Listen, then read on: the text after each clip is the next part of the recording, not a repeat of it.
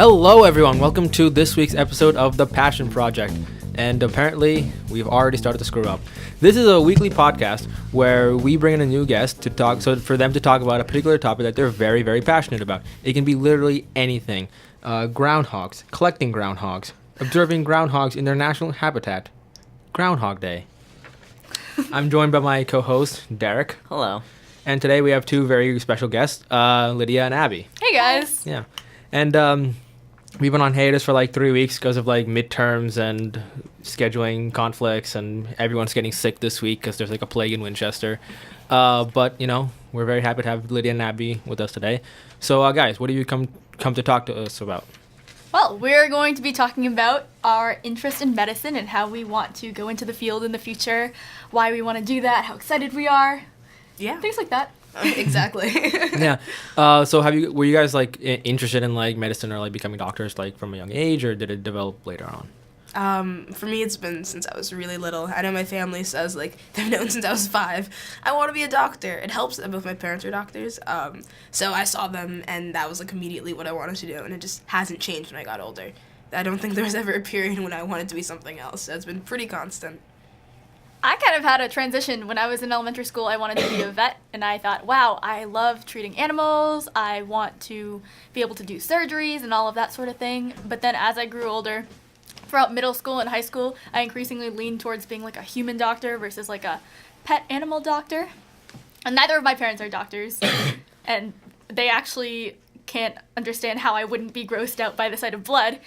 But I don't know, I'm not, and this is what I'm interested in. Oh, is there any reason why that sort of shift happened from like animals to humans? I thought about what I really wanted to do in the future was that... Sorry, lost my train of thought. What I really want to do in the future, it has to be some sort of fulfilling profession, and I thought, I don't want to be in a cubicle, I want to be doing something, making some sort of change. And the more I lean towards that route of thinking, the more I decided maybe healing and treating humans is a better option for me. And then, is there something about like the sort of social aspect of being a doctor, of just like caring people, always talking with them, being by their side, that also was that also something that really interested you? Absolutely, and I've been really trying to get involved in activities, and I know Abby has been too. Like, we both volunteer at Winchester Hospital to get that sort of hospital setting and start seeing how a hospital functions and how treating patients actually works. Yeah, I think volunteering, you definitely get to see the patient side more. I've done some other research experiences where you're definitely a lot more the doctor side, but it's really easy to kind of miss the patients. I think one like stereotype about doctors is that all of them are always interacting with patients. A lot of them don't. There's a lot of people with MDs that focus more on research, which is honestly where I might be leaning more now. I really don't know. But I think, yeah, volunteering especially has been a pretty major experience in just seeing the patient side, especially the nurses, all that they do, because they're so critical in the hospital. So, yeah. Can you talk about sort of how you got into like volunteering at Winchester Hospital and like what specifically you guys do there? Yeah. I mean, there's a really long waiting list. What's special about the program at Winchester is that you actually get to do a lot more interacting with the patients. Other programs at other hospitals, you mostly just get to like deliver stuff around, but you don't really get to work with the patients. So what we do is we discharge patients. We'll take them from the room, bring them, to the cars. We'll transfer them from one place to another in the hospital. So they'll go from like the room to like X-ray or cardio, imaging or something like that. We'll deliver specimens, blood samples, urine samples to the lab to be tested, medicines, and we'll deliver flowers. So that's kind of sums up everything that we do. Yeah. My personal favorite is mother-baby discharges. The babies are going home for the first time. They're stepping outside for the first time, and they're like taking their first breath of fresh air. And it's really great just to see that. Yeah, they're really adorable. All the new parents that are like, how do you put the car seat together, and like have the nurse check it like 20 million times. It's cute, and the kids are adorable. So.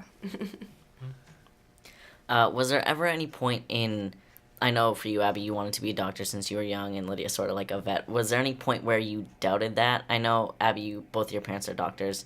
Was there ever a point where, I'm sure they want you to be a doctor, but they were like, it's really, really hard, and you kind of wondered if that was right for you?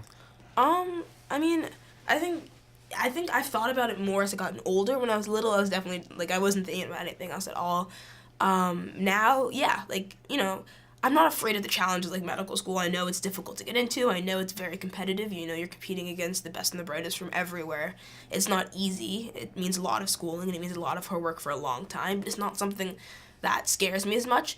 I think one thing I've been worrying about is as I get older is that because I've always wanted to be a doctor, have I not looked at anything else that I might be interested in? Like, I'm really interested in statistics, and I'm really interested in kind of like political science and that sort of thing. Like, am I completely overlooking things because I've only been focused on medicine? So I've been trying to think more, but every single time I do, it kind of comes back around to medicine. So I'm pretty confident that's where I want to go. Yeah, same here. I have a lot of confidence just even throughout trying to broaden experiences and open my mind a little bit. It always, like Abby said, it leads back to deciding, medicine, this is what I want to do. And I think in order to be a successful doctor, you have to have that sort of drive and that sort of determination to get there, because otherwise you're not going to get through all those years of schooling and all that hard work. No, yeah, it's difficult. I mean, it's a lot better, I think, here in America, unlike other countries, like I can say in India, at least when my parents were growing up, though I would say it's still true now. The only like favorable job options you had were to become like an engineer or a doctor, just because of just like those sort of jobs that paid. Whereas like here, there's a lot more. I mean, being a doctor or engineer are still like popular jobs and like high paid jobs, but there's more variety in America, I would say, which makes it, I guess, very different from like other countries where like being a doctor was the only option for some people. And I also think along the lines of that, like I feel like the most successful doctors are in it for much more than the money. Oh yeah. I'd say that's definitely true. I think my parents, my mom, she's an adolescent doctor, works with teenagers, and my dad works with pediatricians. And what you might not know is that for doctors that work with adolescents, they have to do an additional 2 to 3 years of schooling to work specifically with adolescents. And can you believe this? Ironically, they get paid less than normal pediatricians do after doing more schooling to get there. Because didn't know that. Teenage patients, especially at urban hospitals, they can request to not have the bill charged to their parents if they want to have, you know, a private sort of conversation with their doctor, and that adds up. And as a result, adolescent physicians do get paid less. So she did it because that's what she cares about. That's the patient population that she's really passionate about. But yeah, if she was just looking at it for the money, then, you know, she could have gone private practice, just done, you know, general stuff. But she does a lot of work, and it's long hours. Like, it's a lot out of the office. It's not your 9-to-5 job at all. So I think you definitely have to have that intrinsic Ultimately, motivation. it comes down to, I think, how hard you're willing to work. What branch of like sort of medicine were you guys say like you're most interested in like going into? I definitely want to go into pediatrics. I want to be a pediatric specialist of some sort. I like kids. I work with kids all the time. They're fun. They're bundles of energy, and I'd love to have that sort of hopefully positive outlook. You see, I'm a bit different from her. I'm running away from pediatrics. Both my parents do pediatrics, and they love what they do, but I've known from the beginning I don't want to be the type of doctor that they are. A few years ago, I was really focused on emergency medicine. That was, you know, where I was aiming, what I was looking at. Now I'm kind of torn between that and oncology, which are really different things. But a research experience that I did last summer kind of exposed me to oncology, and it was really fascinating to me, especially the research that was being done. And there's a lot more opportunity for that in a profession like oncology versus emergency medicine, where you could do actually laboratory research. So I think that's right now where I'm focused, but I'm still pretty torn. Was there like ever a moment when like your parents sort of like urged you to go into pediatrics because that's where they worked, or? No, not really. I don't know. My dad loves kids. He's the guy at church with stickers, and the kids swarm him afterwards, and he just adores them. And my mom loves teenagers. I don't know how, but she's she's good like that. But they were like, if it's not for you, that's fine. They're like, explore. You have that opportunity, and take it. Mm-hmm. As far as where you want to work, are you guys looking more at private practices or maybe public hospitals, or would you ever be interested in doing things, you know, for free just to help people out who need it more? Yeah, definitely. As I gain more as I gain more experience and once I build up like a solid foundation of experience, I would like to go do Doctors Without Borders at some point. It's just been a goal of mine for a while. Yeah, I've thought a lot about pro bono. The thing with emergency work is that it's really applicable. It's very versatile, and it's definitely something I thought about would be bringing those sort of skills to disadvantaged communities, more typically urban communities that don't have, enough doctors to serve them. That's what I was thinking. But I think I'd probably be more towards an academic hospital because I'm really interested in doing research. In a lot of private practices, there's not an option and they don't have the funding for it. What would you say to some kids who, knowing, being a doctor is sort of, something you have to commit to in, the long run? I guess to start, in sort of, an academic level, what would you, sort of suggest to kids, just, in high school of, maybe some classes to take of just sort of, or maybe, if they want to become a doctor, they should take these classes, or if they maybe just want to explore some interest of theirs, maybe something to get a feel of it? I mean, I'd say definitely explore as much as you can, because the more exploration you get, the more certain or uncertain you can become, and that uncertainty can be good. That can be beneficial to help you choose another path if that's not what you want to do. Personally, I've been really into science in high school, taking a lot of science courses. Anatomy this year has been really helpful, and setting that sort of foundation in terms of a science background. I'd say, there's no classes that are going to make or break, when you go to college and start your pre-med courses. I think a strong foundation in the sciences is obviously a must. You're going to be doing a lot of it, and it's going to be difficult, so the better foundation you have, the better you're going to be at it. But whether it's, bio or chem, you don't have to necessarily love it. I would say one piece of advice that I've heard from my parents in front of my parents is that everybody applying to medical school is, going to be good at bio and chem, right? They have so many bio majors, chem majors.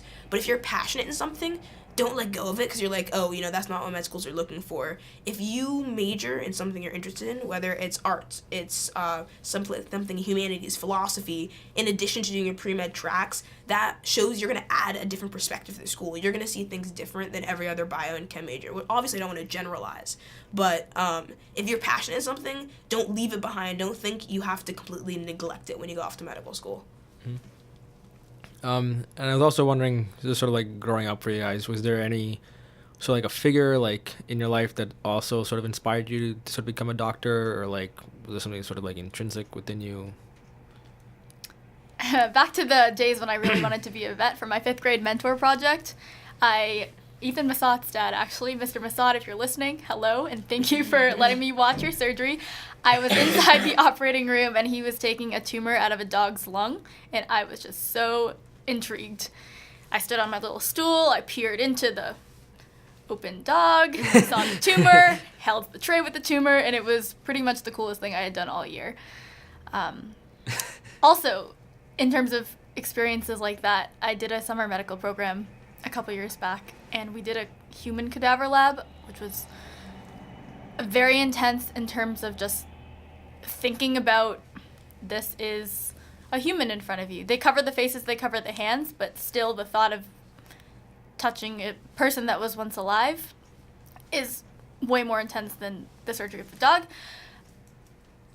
I'm sorry, I forgot the question. I was just rambling. No, you were answering just was there ever a figure when you were growing up that didn't sort of inspire you to become? Oh, so not really a figure, but just a couple sets of experiences. Yeah. I think for me, you're not going to be surprised when I say my parents, probably. I think what's motivated me the most is just seeing, how they interact with their patients and, how, grateful and appreciative their patients are for what they do. I think that, for me, has, shown the impact that, the work as a doctor you can have on people, on communities, and on families. So I think that's definitely been something that's encouraged me to go into the medical field.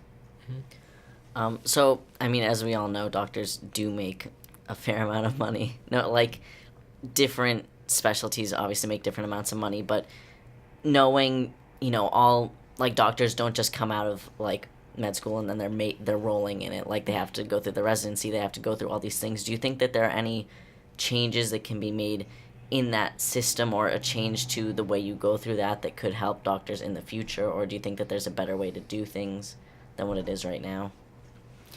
Currently, I like the fact that the path to being like a licensed doctor takes so long. I think it really weeds out people who aren't there for the right reasons and who aren't willing to work as hard. And I personally like that you have so much time to be sort of a student in a sense, and so much time to just learn without being thrown out there on your own. Yeah, I think one thing that's, particular about the U.S. Medical system and other kind of, especially European countries, is that in a lot of other nations, they kind of don't have the residency period. They have just medical school, and then the residency is kind of like when they first start training things. So I think way it flows, and it also allows you to experience many different specialties in the last 2 years of medical school and during residency. I think it's important, so making sure people don't choose the wrong specialties, because they can experience life in all of them, and that when they finally are not only MDs but have finished the residency, they know for sure and are confident and able to act in on their own.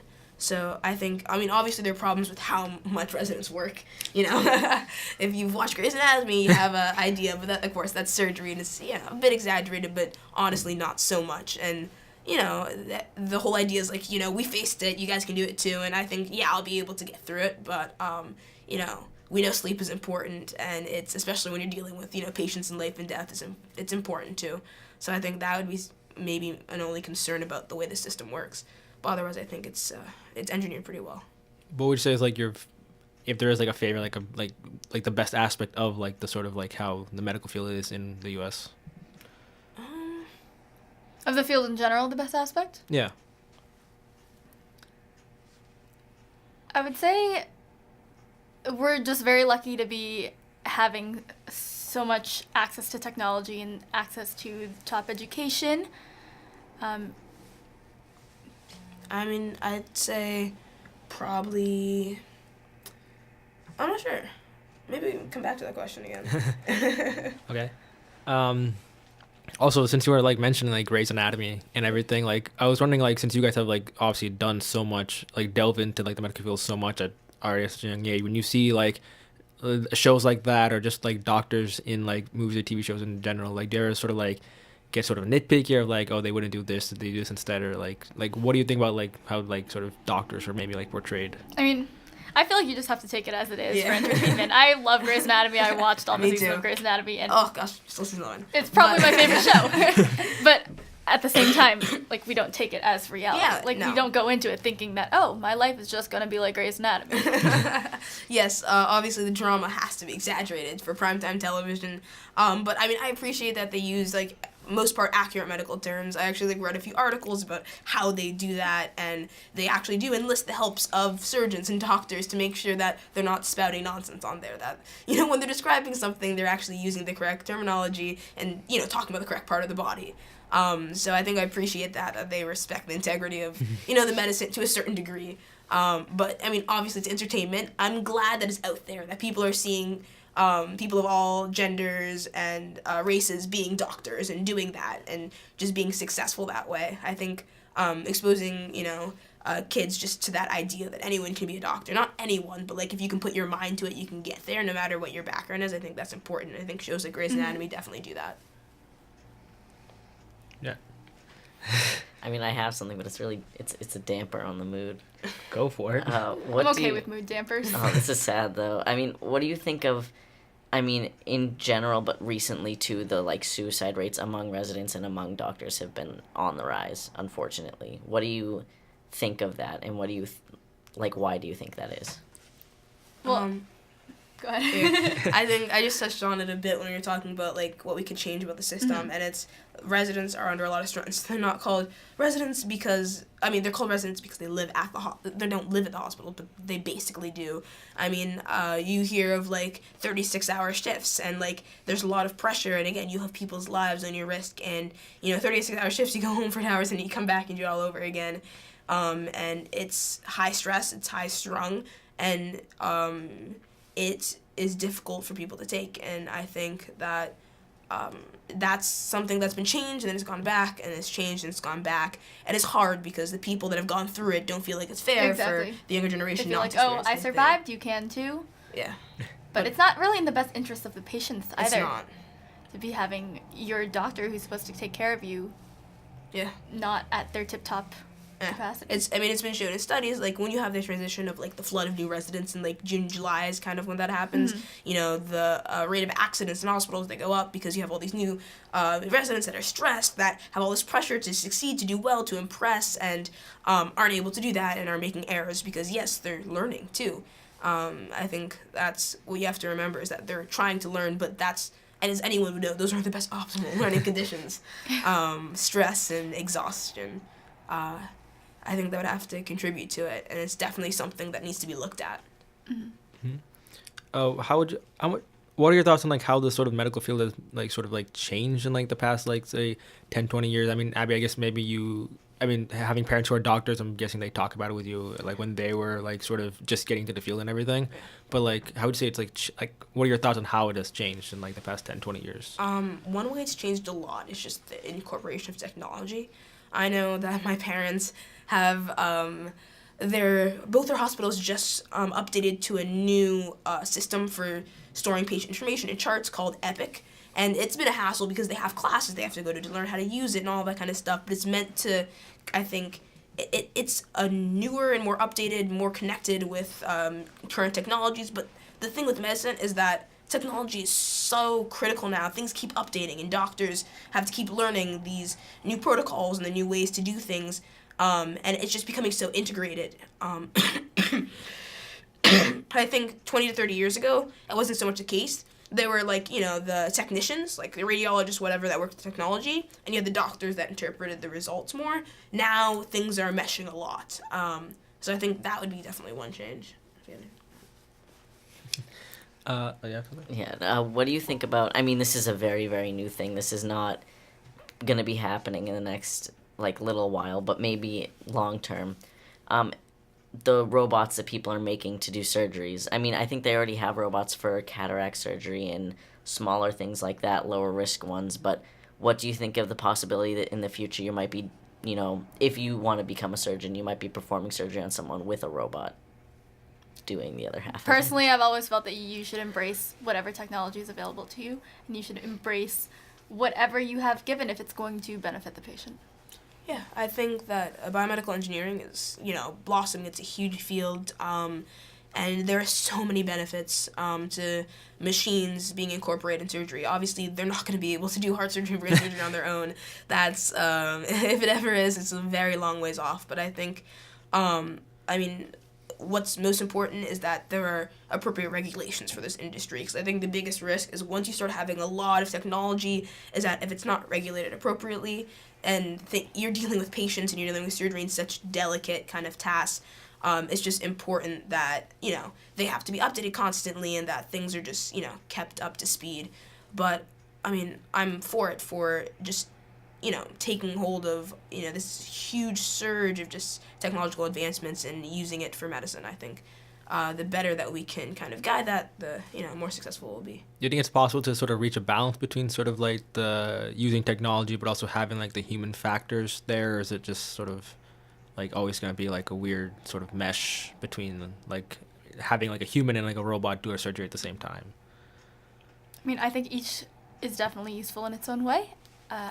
The technology is useful in the actual physical surgery itself, but the humans can do things that technology can't.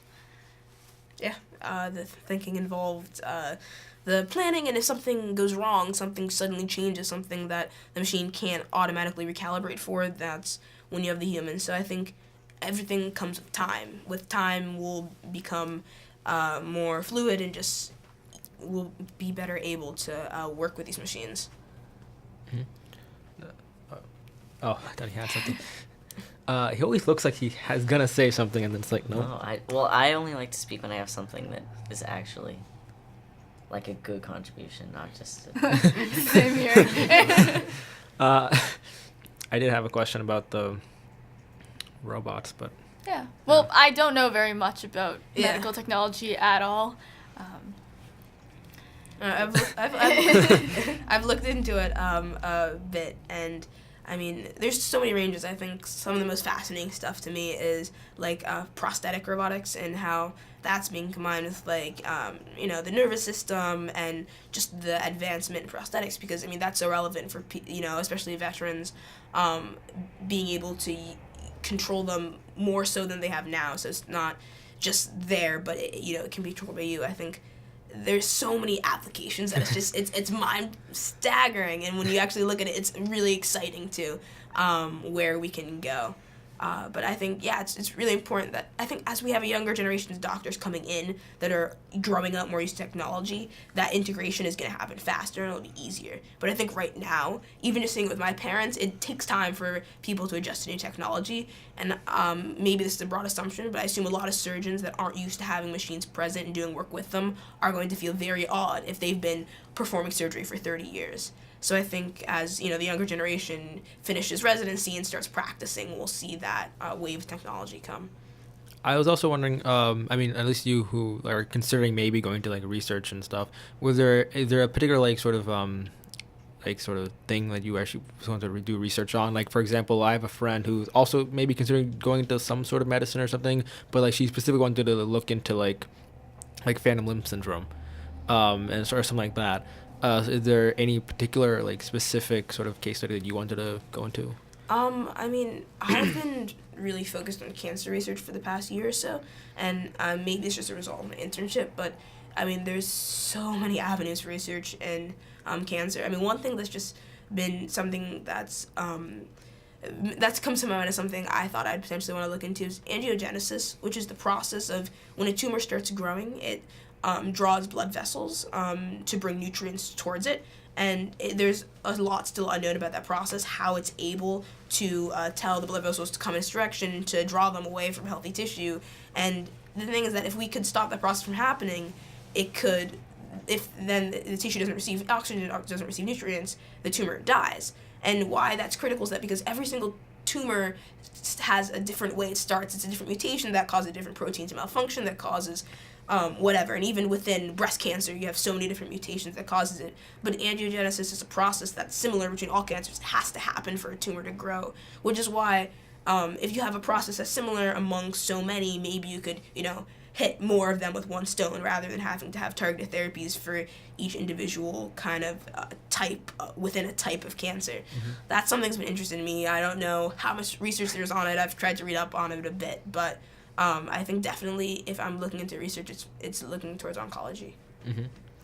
And if you had anything else, children? Personally, I haven't. My goal was never to really go into research as my primary target of sorts. I've really more been into the patient side of things, and especially with pediatrics, I really want to be working with kids and using. I know Abby and I will both probably be pretty capable doctors, and I'd love to be a doctor and make that sort of difference directly to the patients. Mm-hmm. So I know that if you're a doctor, you will eventually make the money to pay off all of your student loan debt and stuff, but does just sometimes looking at the price tag ever scare you? Absolutely. Yeah, it scares me a lot. My parents, they actually both have two different stories of how it worked out. My mom, her parents weren't able to pay for much. She went to Wesleyan College and medical school, and after medical school, she had $300,000 in loans to pay off, which just the number alone sounds like so much. Like, how do you work your way back from there? Versus my dad, there was a program that he found. He lived in New York City, and it was for minority students. If you did your PhD, MD, which added extra 4 years to your journey, they'd pay for both programs.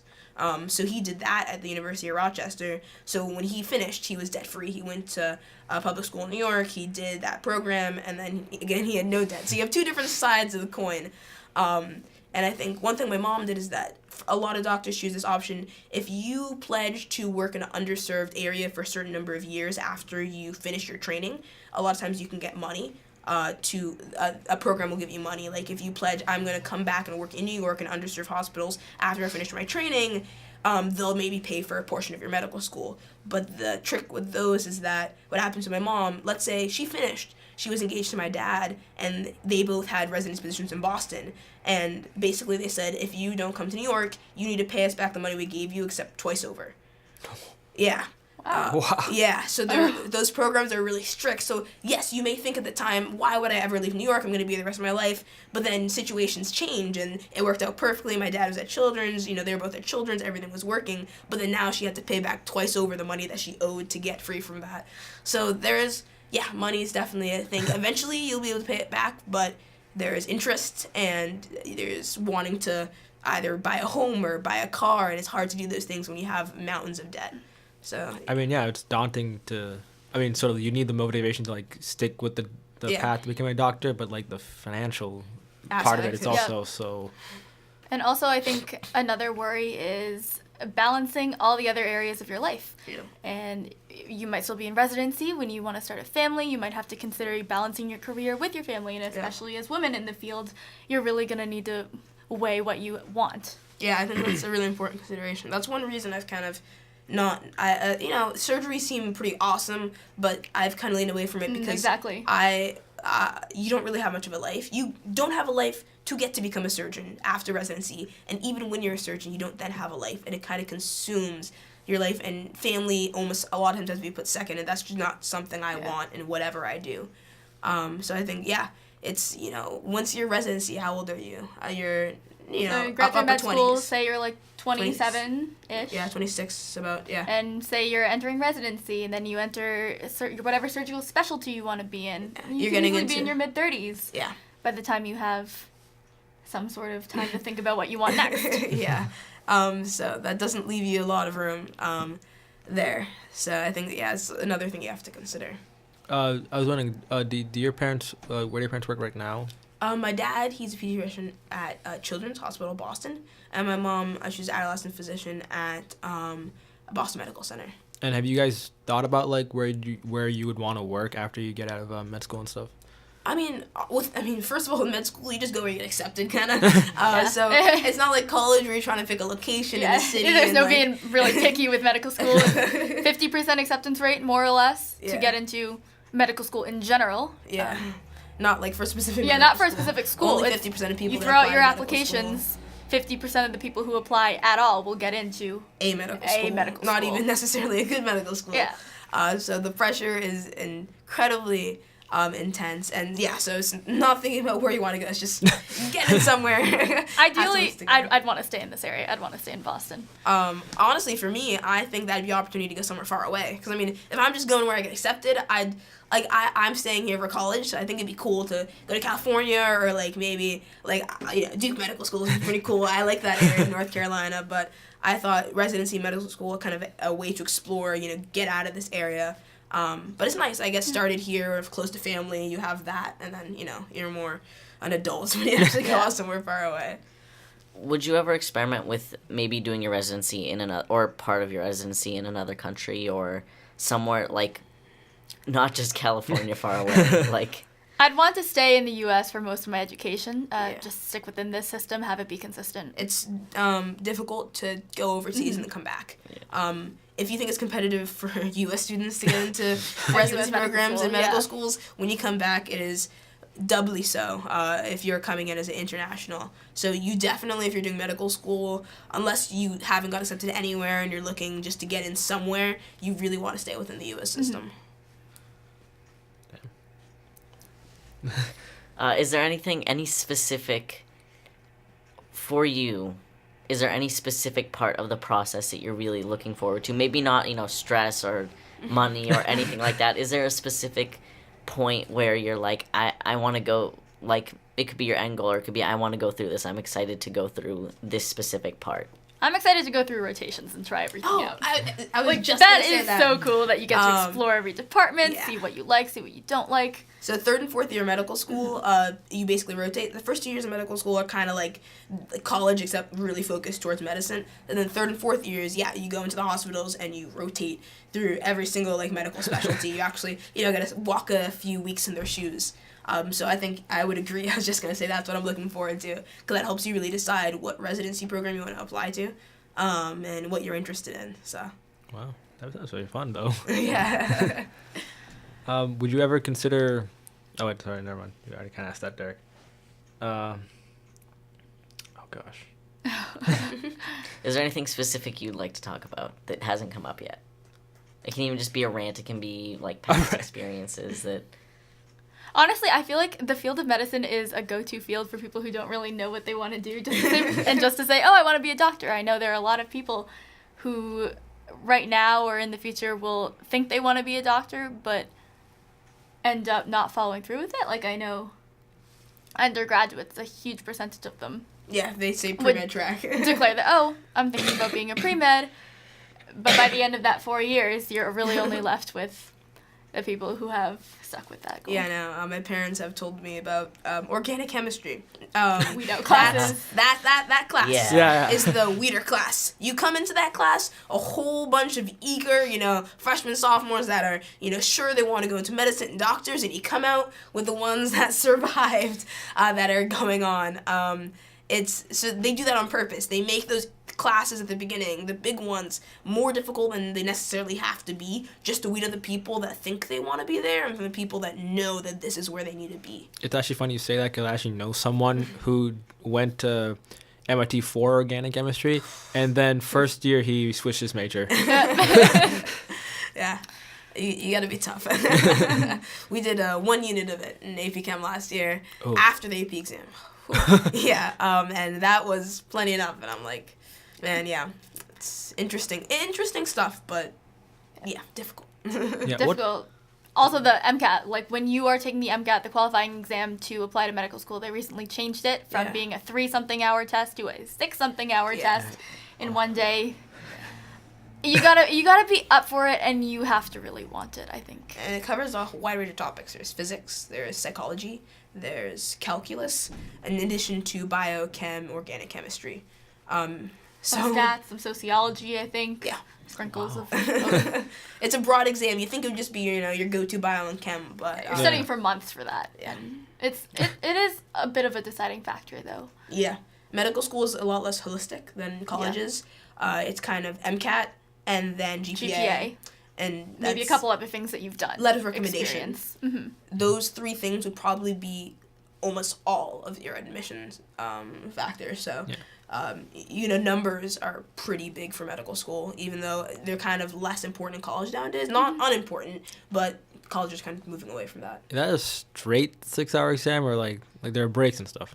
Breaks. Yeah, Good. Breaks and stuff. How did they make it from 3 hours? to They're 6 like, hours? oh, we have a new and updated exam, and now it's about double the length. Psychology, the portion's new. I think it's only been 2-3 years since psychology's been on the exam. Before it wasn't. So I guess that portion, in addition to a few others. Okay. I could not deal with that.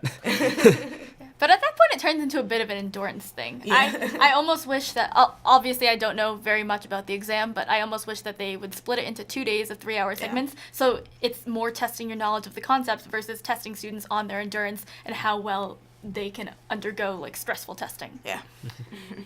Okay, that's another change we have to make the medical field. Although maybe that's what they want. They want to see how well you can perform under stress, because if you're a doctor, you are that's a true. lot of the time performing under stress. Saving a person's life is not the same thing as doing a test. Yeah. Probably more stressful. No, but if you can't even, I think what they're thinking is, like, if you can't even make it through a test, like, you're not going to be able to. Yeah, but I mean, again, some people are also bad test takers. Some people are naturally just, when they can know everything so well, and then they get to the testing environment and it's a struggle. And I think that's also a really big thing. There's a lot of certifications you have to do in medical school. Yes, you have the MCAT, but like in medical school alone, I think you have one exam after your second year that you have to pass to move on, and then you have another exam after that. As in residency, I think you have like 2 major exams, and that's like boards that you have to pass to become a doctor. And you definitely have to be a good test taker, because if you're not, it can make it very difficult. Yeah. Yeah. Wow. See, it's so intense, but I'm glad it's so intense, because it's like, I mean, as you guys were saying, like, it weeds out people who are like just not fit for the job.